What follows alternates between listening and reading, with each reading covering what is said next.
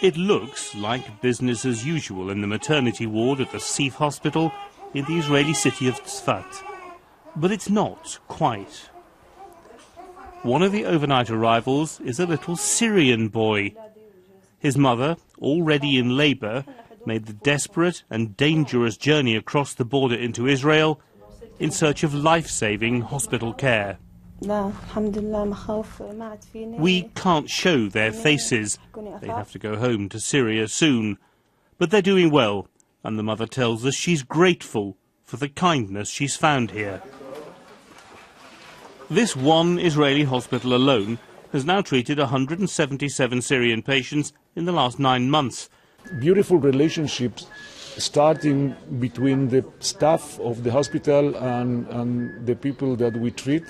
Of course, I don't expect they to become lovers and of Israel and ambassadors of what we do. I expect that they will reflect on what was their experience here, and they will think different on what the regime is telling them.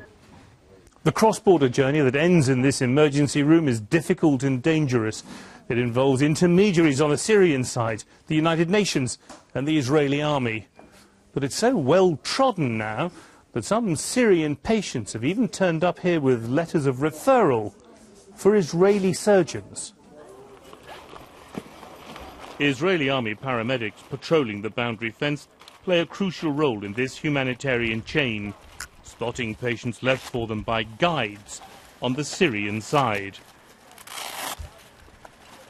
We saw people getting injured, and as soon as they come to the border, we just do what we learn to do. Medics and paramedics and doctors, we do what we need to do to save the lives.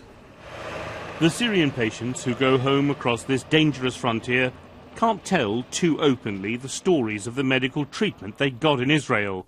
Simply admitting to having been here could put them in danger. But somehow word is spreading, and as long as the civil war continues, the tide of people taking risks to seek help will carry on rising. Kevin Connolly, BBC News, Tzfat.